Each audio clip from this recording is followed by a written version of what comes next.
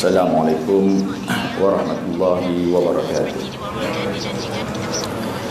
Alhamdulillahi rabbil alamin, nahmaduhu wa nasta'inuhu, man yahdihillahu fala mudilla lahu wa man yudlilhu fala hadiya lahu. Asyhadu an la ilaha illallah wahdahu la syarika lahu wa asyhadu anna Muhammadan abduhu wa rasuluh. Qala rabbi shrah li sadri wa yassir li amri wahlul 'uqdatam min lisani yafqahu qawli. Qalu subhanaka la ilma lana illa ma 'allamtana innaka antal alimul hakim. Wa qala Allah ta'ala fi kitabil aziz, a'udzu billahi minasy syaithanir rajim. Ya ayyuhalladzina amanu isbiru wasabiru warabitu wattaqullaha la'allakum tuflihun.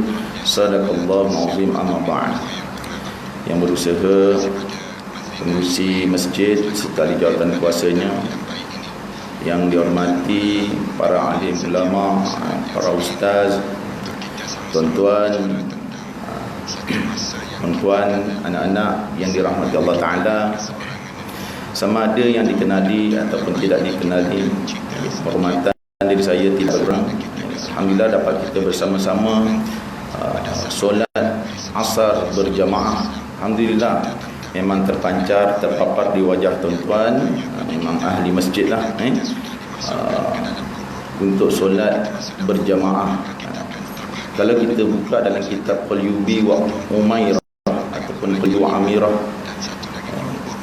dari Imam Jalaluddin Al-Mahalli, bawah sekali itu kata nak dapatkan solat secara berjamaah ni boleh dapat pahala. Solat secara berjamaah boleh dapat pahala. Kalau solat seorang diri kat rumah tak dapat pahala. Solat sah, tapi soal pahala dalam kitab tersebutlah mazhab Syafi'i karangan Jalaluddin Al-Mahalli disyarahkan di situ solat berjamaah, dalam bab solat berjamaah. Jadi solat secara berjamaah mendapat pahala. Kalau ikut segala rukun dan syaratnya sah, bila sah, sudut pahala di sisi Allah Subhanahu Wa Taala. Jadi alhamdulillah tuan-tuan yang mulia, dan juga tidak lupa saudara Hafiz dari gerak Imarah, mudah-mudahan Allah berikan kekuatan kepada beliau untuk terus menyumbang bakti untuk melaksanakan syiar Islam, insya-Allah. Jadi tuan-tuan yang mulia yang dirahmati Allah Ta'ala, la yaqulu qaumun yadhkuruna Allah azza wa jalla illa hafathumul malaikah wa ghasyiyatuhumur rahmah wa nazalat 'alaihimus sakinah wa dzakarahumullahu fi man 'indah.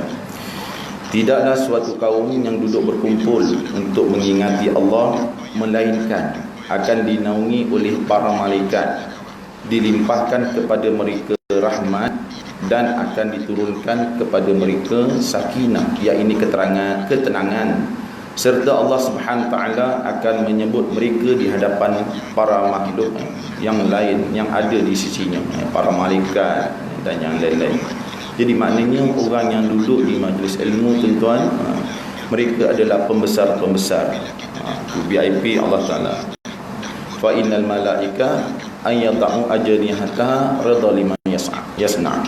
Dan para malaikat juga akan mengibarkan sayapnya redha dengan apa yang dilakukan oleh penuntut ilmu. Alhamdulillah, ahli Masjid Al-Hikmah Batu Lima ni setiap hari ada majlis ilmu. Masya-Allah, tabarakallah. Segan saya dengan tuan-tuan kerana tuan-tuan banyak dapat sumber pengetahuan dari pelbagai ustaz, asatizah, dan tuan-tuan pun sebagainya dapat beramal dengan ilmu pengetahuan yang tuan-tuan perolehi di masjid ini. Mudah-mudahan ahli Masjid Al-Hikmah Batu Lima ini sentiasa memperolehi rahmat Allah Subhanahu Wa Taala, dan juga surau dan masjid-masjid yang lain.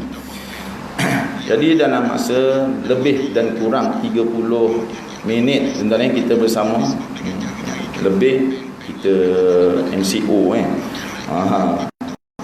kata kurang dapat nanti. Mudah-mudahan kalau 10 poin yang saya bagi ini dapatlah dekat dalam 5 poin pun jadilah. Kalau dapat lebih daripada itu, alhamdulillah. Jadi nak membincangkan pada hari ini ialah tentang hati. Kita berada di 10 terakhir Ramadan. Kita jangan lupa lah, kita berada di 10 terakhir Ramadan, yang mana kita dah melalui peristiwa Badar, perang Badar 17 Ramadan, kisah peristiwa nuzulul Quran, dan sekarang kita berada, orang kata bukan peristiwa lah, maknanya Lailatul Qadar, malam Lailatul Qadar, yang mana malam yang perlu kita cari, bukan setakat malamnya, siangnya pun sama kita cari. Dan di dalam 10 yang terakhir ini, lipat gandakanlah amalan kita. Di samping melipat gandakan amalan kita, lipat gandalah merawat hati kita, supaya amalan-amalan yang tidak berapa elok, penyakit-penyakit hati yang selama ini seperti ujub, riak, takbur, hasad, dengki, mengadu domba itu dibersihkan dari hati kita. Kerana apa tuan-tuan? Hati adalah bekas Allah Subhanahu wa taala. Hati kita ni adalah bekas rahsia Allah taala. Siapa yang tahu dalam hati? Hati kita ni siapa yang tahu?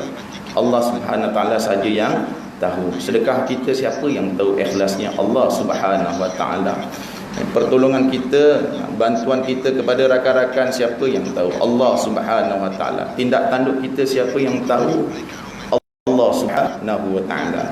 Jadi hati ini merupakan juga petunjuk kepada sesuatu pekerjaan. Petunjuk. Kita nak buat kerja ni ada petunjuk. Kalau kereta ni tuan-tuan, kereta ni ada, yang membawa kereta tu adalah manusia lah. Jadi manusia ni lah yang mengarahkan dia nak ke kanan ataupun kiri, mengikut dia. Kalau betul orangnya, betul lah arah keretanya. Orang tak betul lah arah keretanya. Kalau mood dia tak ada ikut mood pula, nak bawa kereta. Hari ini nak bawa 90 km sejam, tapi tak boleh tuan-tuan.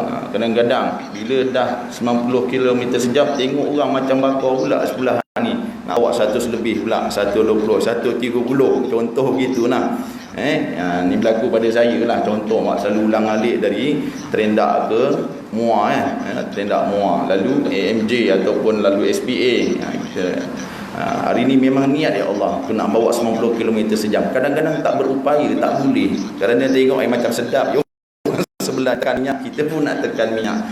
Tapi mudah-mudahan sepanjang jalan kita ni sentiasa dilindungi oleh Allah Subhanahu wa taala. Kadang-kadang beringat, kita turunkan balik. Yang ini keadaan hati kita juga begitu dalam soal hidup seharian. Kadang-kadang nak berkata, dah belajar dah, jangan kata ke orang, jangan sembang kata ke orang. Tapi dah ada yang tukang pancing kat sebelah, kadang-kadang makin deras tekan minyak sembang hal orang. Bila teringat, kita turunkan kembali kepada asal fitrah, iaitu ingat kepada Allah Subhanahu wa taala. Bagaimana hadis yang maklum dan ma'ruf bagi tuan-tuan, ala wa inna fil jasadi mudghah idza salahat salahal jasad kulluh wa idza fasadat fasadal jasad kulluh, ala wa hiya al-qalb. Tuan-tuan biasa dengar hadis ni. Para asatizah selalu menyebutkan kalau dalam majlis ceramah ataupun tazkirah. Apa maknanya tuan-tuan yang mulia? Dalam hati ini, tubuh manusia itu ada segumpal darah. Jika baik, baiklah seluruh perbuatannya.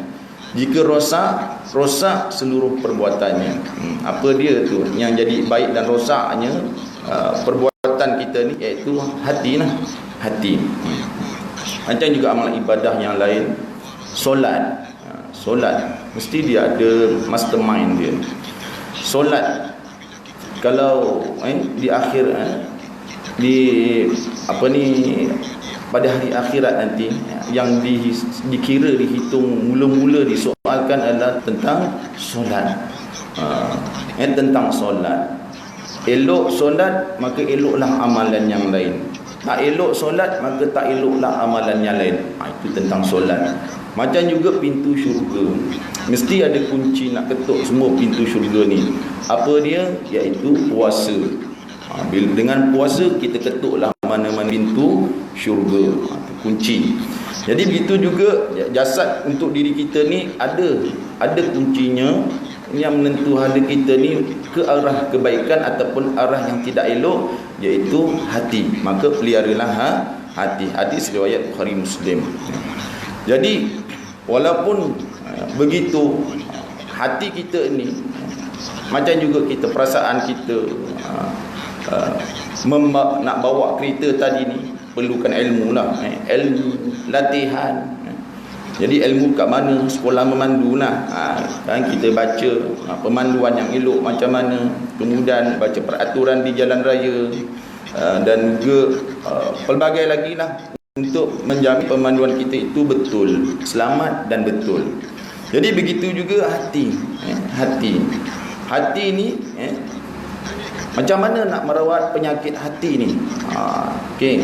Jadi untuk merawat orang yang memandu kereta, dia kena belajar tadi lah, teguran dari rakan sebelah, ingat bawa kenderaan tu. Begitu juga hati, kena rawat penyakit hati yang tidak mendapat suluhan nur ilahi.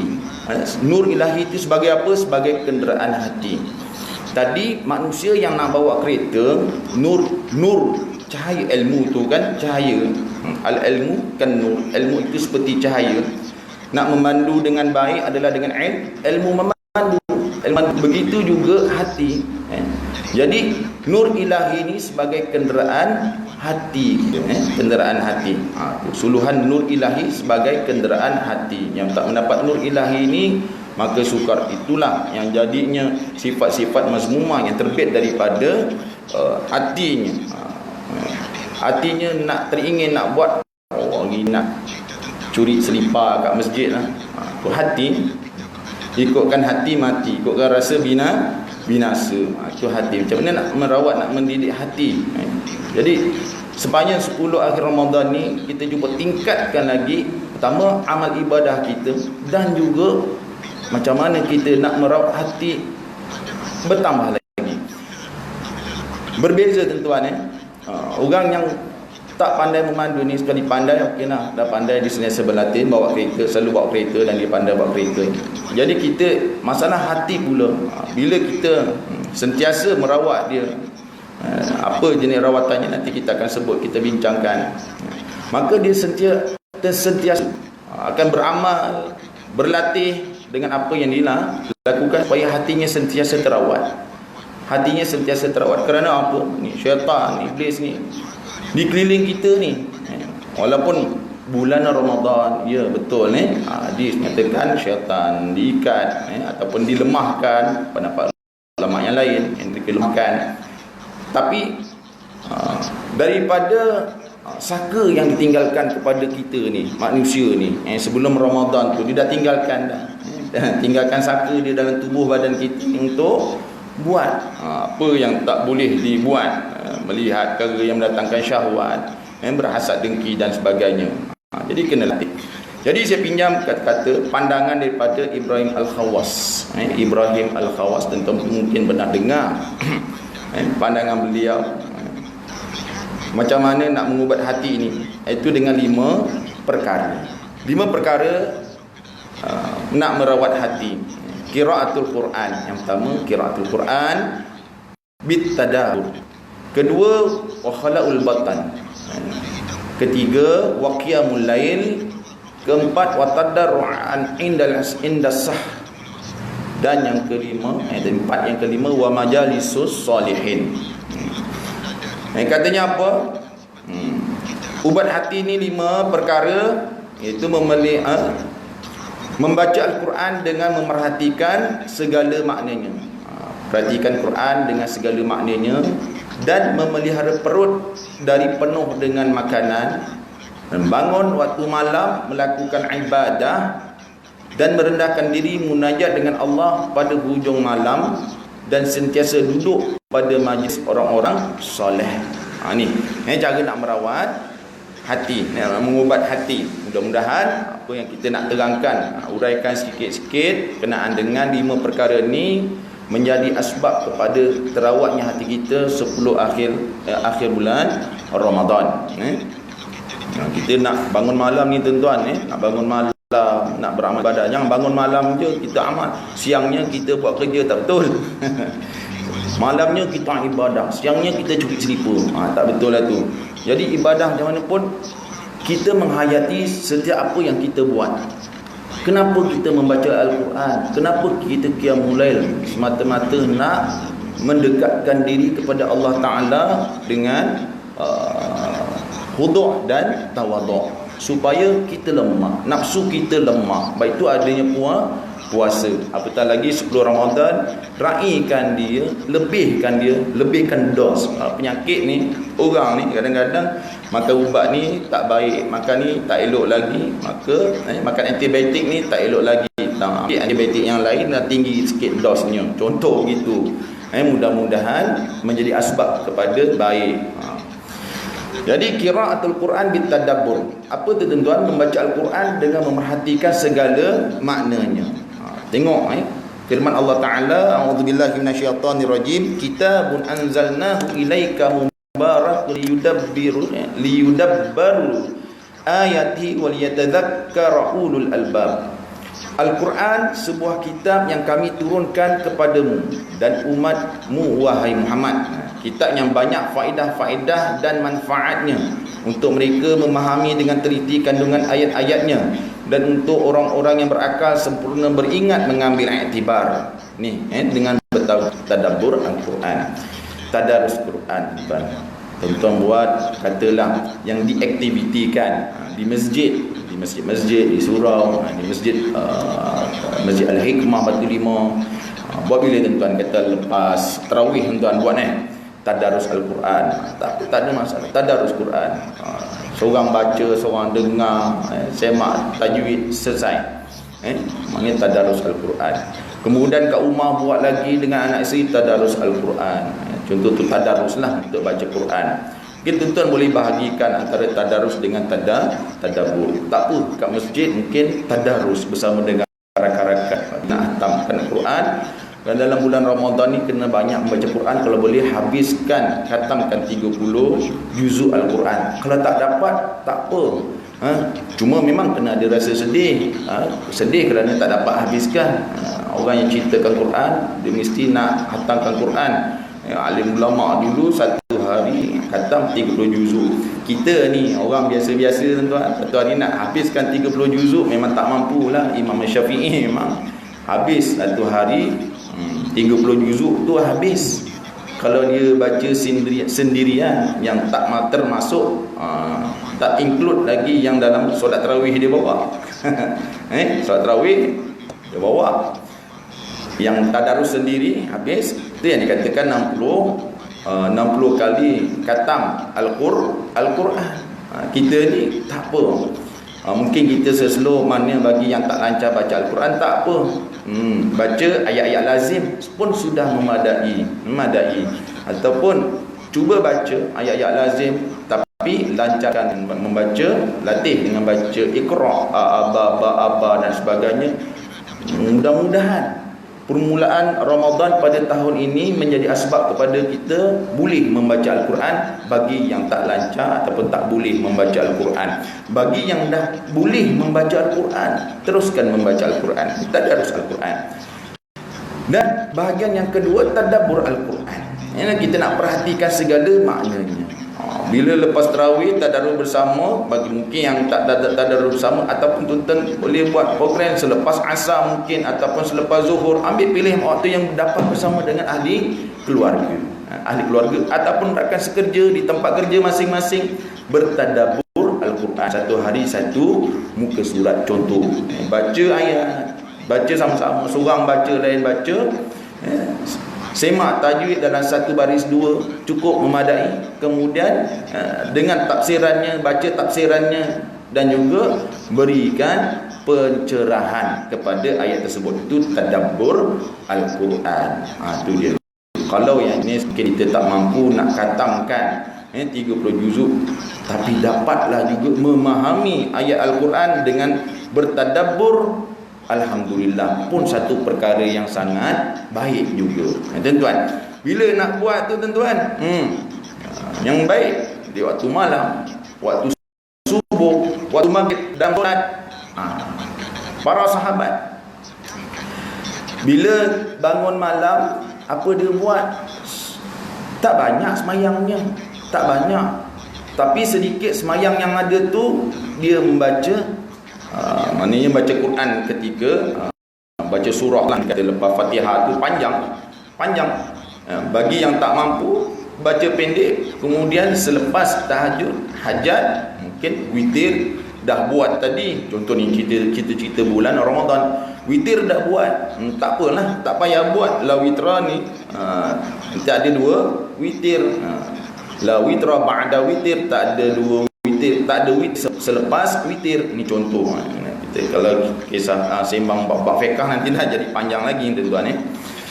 Jadi buat tahajud, buat apa? Buat solat hajat contoh, ataupun dia nak tahajud saja pun tak ada masalah. Jadi dia bangun malam dan diperbanyakkan membaca Al-Quran, baca sampai nak masuk ke waktu subuh. Kadang-kadang lenguh kan mulutnya. Kalau ngaji lenguh tak apalah, rehatlah kejap. Bukan tak boleh rehat, taklah rigid sangat. Islam ni tak rigid sangat, suruh beramal. Amal penat, sulamkan dengan wirid zikir kejap, sulamkan nak minum air, gila minum air.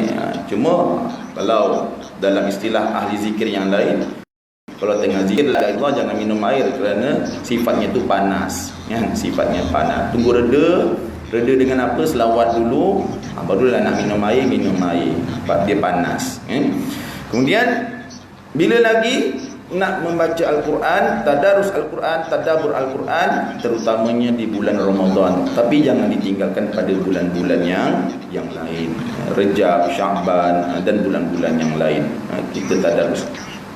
Yang merupakan bulan Ramadan ni madrasah untuk kita berlatih menjadi rajin. Apatah lagi 10 terakhir bulan Ramadan ini yang kita nak merebut mencari malam Lailatul Qadar yang dituntut oleh baginda Rasulullah sallallahu alaihi wasallam. Bahkan amalan membaca Al-Quran, berzikir, berwirid, qiyam itu menjadi sunat muakkad hukumnya. Kemudian tadabbur tuan-tuan, utamakan malam. Kalau kita yang biasa-biasa ni, kita ni bukan alim ulama tuan-tuan, kita ni orang biasa-biasa, tetapi kita hendak mendekatkan diri kepada Allah Ta'ala, baca juzuk ammah, tadabbur, baca dengan anak, contoh juzuk yang ke-30, lepas tarawih ke, ataupun pilih masa yang sesuai, baca juzuk yang ke-30 tu, satu surah, satu hari satu surah, esok satu surah lagi. Satu surah ni baca, anak baca, sama-sama baca, kemudian maknanya sekali baca, dan kita mencerahkan. Kalau kita bukan di kalangan ahli tafsir, kita suruh tadabbur tuan, kita bukan suruh menafsir.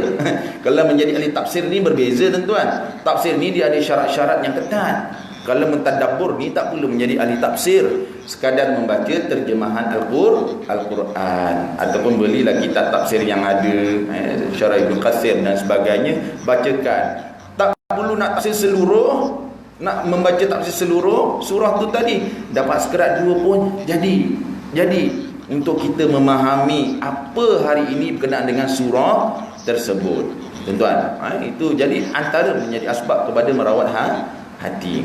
Sama ada kita lakukan seorang diri bersama keluarga, ahli jemaah. Jadi lakukan, laksanakan 10 akhir Ramadan ni. Kita pertingkatkan. Tadarus dah ada, dah khatam dah, tak apa, kita tambah dengan tadabbur pula. Contoh tapi jangan lupa buat kat masjid, jangan lupa anak bini kat rumah. Nantinya jadi alimnya kita, yang hebatnya kita. Anak bini kat rumah, Allah, sidai baju pakai baju kelawang. Contoh gitu. Jadi sama-sama biar dapat satu keluarga menjadi ahlul jannah. Di tuan-tuan yang mulia yang dirahmati Allah Ta'ala. Yang keduanya, wa khalaqul batan, memelihara perut dari penuh dengan makanan. Memelihara perut penuh dengan makanan. Ni dua lah. Satu maknanya puasa lah. Satu maknanya puasa. Puasa. Jadi baik itu adanya diwajibkan puasa dalam setahun 30 hari ataupun 29 hari dalam setahun di bulan Ramadan di bulan Ramadan, ataupun mengurangkan makan. Badannya dah gemuk dah, memang badannya gemuk, macam mana makan, tapi makan tak banyak, mungkin sebab penyakit, wallahu alam.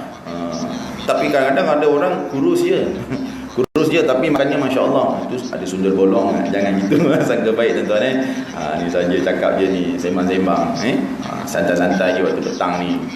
Jadi maknanya makanan yang menjadi asbab kepada dia letih nak buat ibadah. Jadi makanlah makan sesederhananya. Nabi SAW pun kalau kita buka kitab Syama'il Muhammadiyah tu, kalau tuan-tuan baca bersama dengan anak-anak kita akan sampai kepada bab makan Nabi SAW.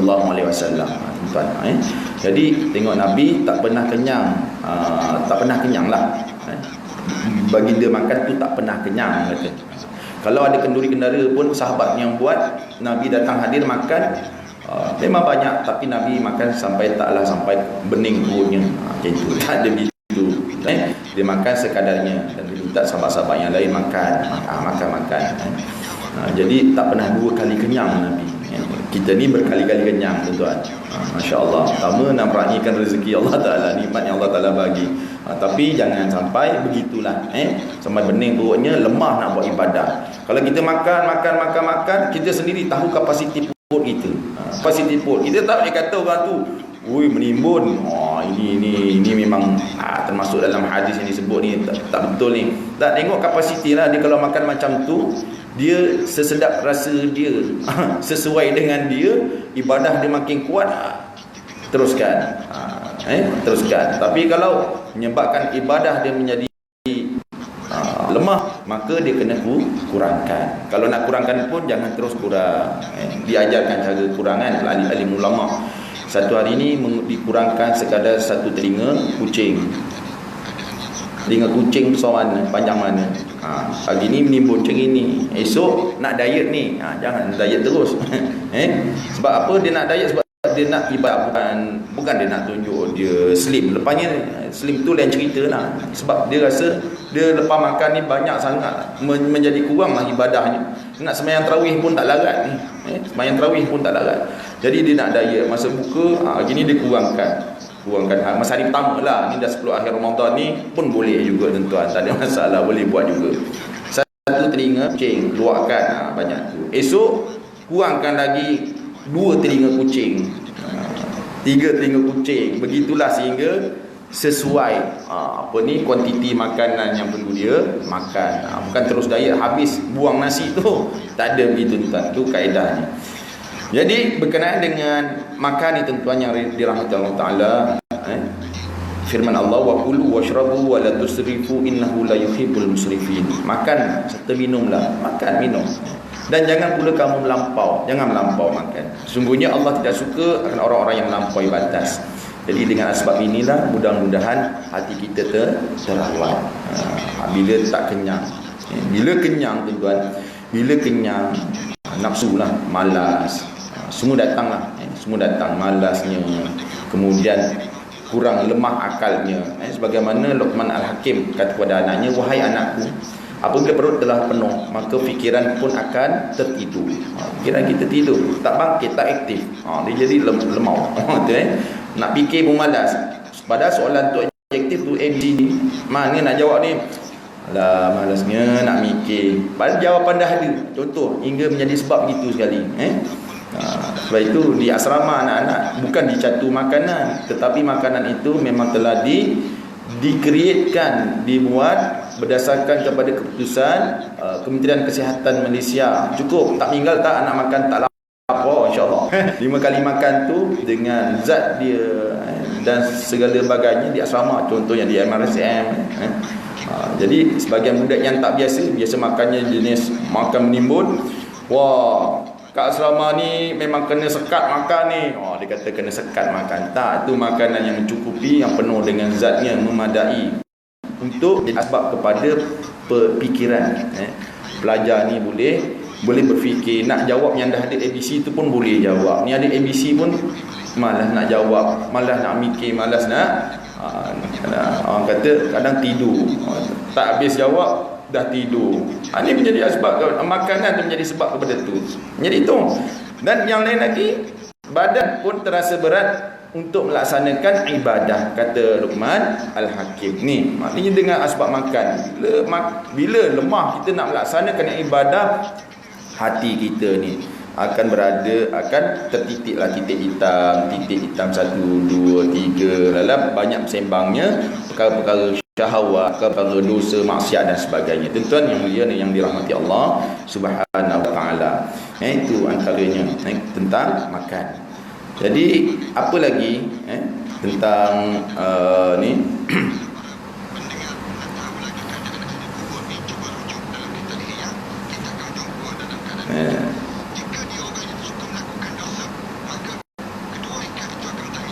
wa qiyamul lail, bangun pada waktu malam melakukan ibadah. Ni dia. Ni yang kata hari ni tangga teratas lah, 10 malam yang terakhir. Jangan lupa tuan-tuan. Jadi saya sebut dan kita berbetulan lah pada malam yang ke-20 lah, malam ke-20 Ramadan ni. Tangga teratas lah yang kita letakkan dalam carta hati kita ni, hati kita. Firman Allah Ta'ala, wa minal laili fatahajjud bihi nafilah laka asa an yab'atsaka rabbuka maqaman mahmuda. Surah Al-Isra ayat 79.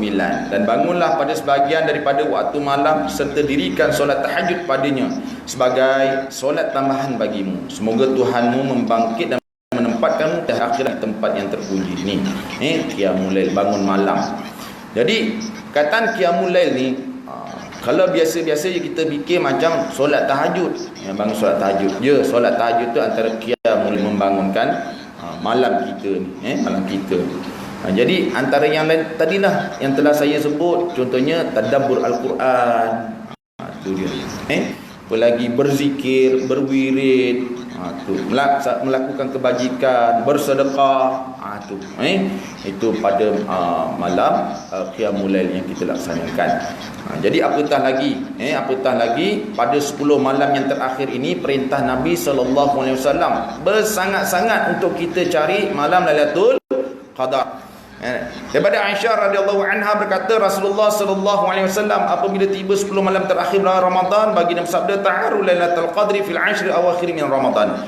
Berusahalah bersungguh-sungguh mencari Lailatul Qadar pada malam 10 terakhir dari bulan Ramadan. Cari. Nabi suruh cari hingga ke ulama mengatakan menjadi hukumnya sunat muakkad mencari malam Lailatul Qadar. Bukan biasa-biasa, bukan saja-saja. Tok-tok kita dulu bangun malam untuk cari Lailatul Qadar. Sedang perintah Nabi berbentuk sunat ini menyatakan mencari malam Lailatul Qadar. Pada malam ni kita cari. Sedangkan contoh kalau ditanya Imam Syafi'i cari lagi sejak pada bila? Bulan Rejab lagi. Contoh macam ulama Imam mazhab Ahmad bin Hanbal. Dia siapa nama dia? Pengarang kitab Lataiful Ma'arif. Sejak bulan Rejab lagi kita kena beramal, pertingkatkan amalan. Bukan bulan lain tak beramal, tapi pada nak pertingkatkan amal sejak bulan Rejab lagi. Rejab, Syaban, Ramadan, 10 terakhir Ramadan lagi ditingkatkan. Kita lembek tuan-tuan. Dah 10 terakhir Ramadan, baju dah cari. Kita nak pergi witek, cik baju ni. Boleh. Tak salah nak cari baju. Tapi peruntukan untuk mempertingkatkan ibadat tu jangan tak ada. Sediakan waktunya. Tak apalah, cari baju berapa jam cari baju? 4 jam cari baju, tak apa. Jam-jam yang lain tengok TV tak? Tengok TV. Okey, jam yang lain, ini nak masak-masak ni, okey masak-masak. Jam-jam yang lain nak tidur tak? Nanti malam nak bangun sahur lah, sudah di situ. Jam yang mana nak dipertingkatkan? Baik tu apabila lepas witir malam pada pukul 10 tu tidurlah. Tidur bangun pukul 12 malam, pukul 1 pagi. Itu tengah malam, tu pertengahan malam. Kalau akhir 1/2 itu 1/2 malam, tengah malam. Jadi kalau 3/4 malam yang hujung-hujung tu pukul 4, pukul 5. Kalau yang pertengahan malam sendiri bangun. Jangan kejutkan anak bini. Yang kejutkan anak bini tu pada pukul 3.30 atau pukul 4 ke atas. Itu kejutkan anak bini, rakan-rakan untuk sama-sama beribadahlah qiyamul lail. Ni kaedahnya kata ulama. Okey. Jadi diringkaskan tuan, kita tengok formula Imam Al-Ghazali macam mana nak cari malam Lailatul Qadar? Ni kita lah, kita orang biasa-biasa lah tuan-tuan. Kadang ada malasnya, ada rajinnya. Kita semalas-malas kita tengok apa formula dia. Serajin-rajin kita mulalah daripada bulan Rejab. Tu kalau boleh, daripada awal Ramadan. Ni apa dia? Kalau mula puasa hari Isnin, kata dia, malam Lailatul Qadar ialah pada 21 Ramadan. Kalau mula puasa Sabtu, malam Lailatul Qadar 23 Ramadan. Mula puasa hari Khamis, malam Lailatul Qadar 25 Ramadan. Hari Selasa Jumaat, itu kita mula hari Selasa kan, 13 dan 4 iaitu 1 Ramadan.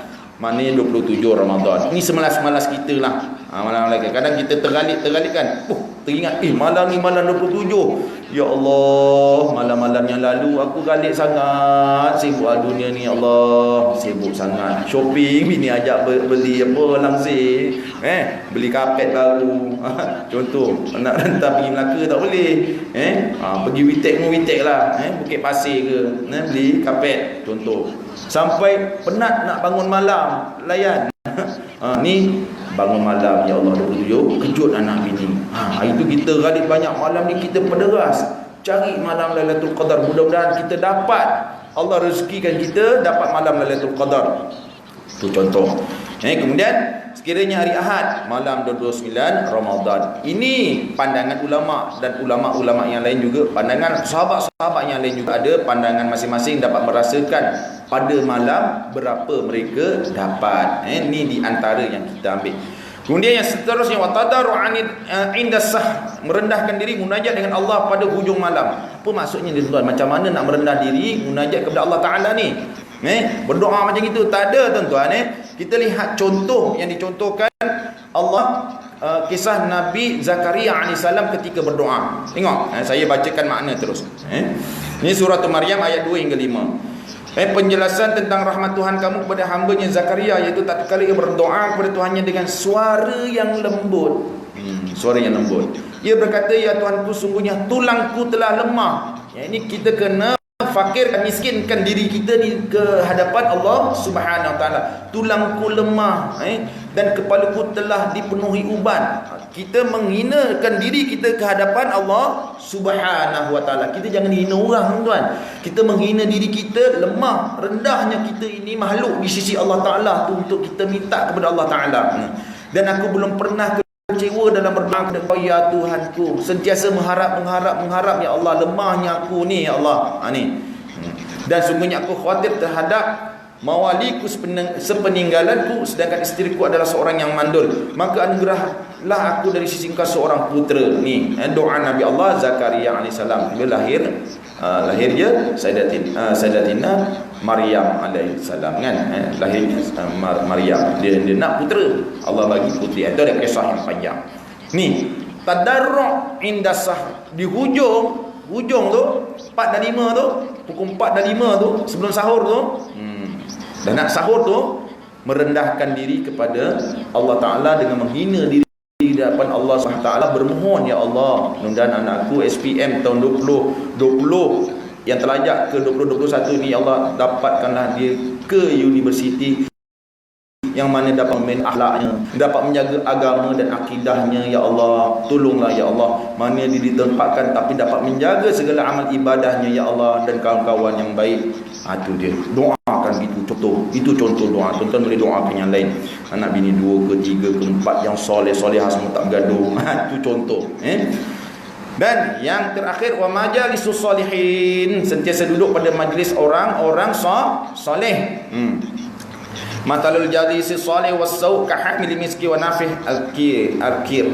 Ini kalau kita terjemahkan, perumpamaan teman yang baik dan teman yang buruk adalah seperti seorang penjual minyak wangi dan seorang tukang besi. Duduk dengan rakan-rakan yang menjual minyak wangi dapat bau wangi, yang duduk dengan pembuat besi mendapat hitamnya, arangnya. Bukan dia jahat, tak. Ni perumpamaan apa yang terpalit kepada kita ini.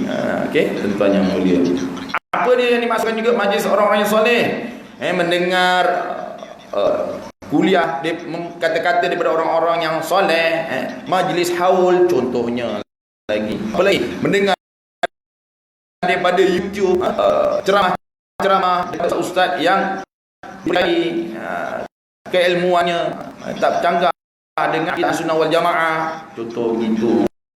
Ini tengok YouTube cerita mampir dan tu jadi parah lah. Jadi apa tak lagi Ramadan, perbanyakkan melihat duduk di majlis yang seumpama ni, mendengar di YouTube pun sekarang ni kan orang-orang yang pun dah pandai buka YouTube.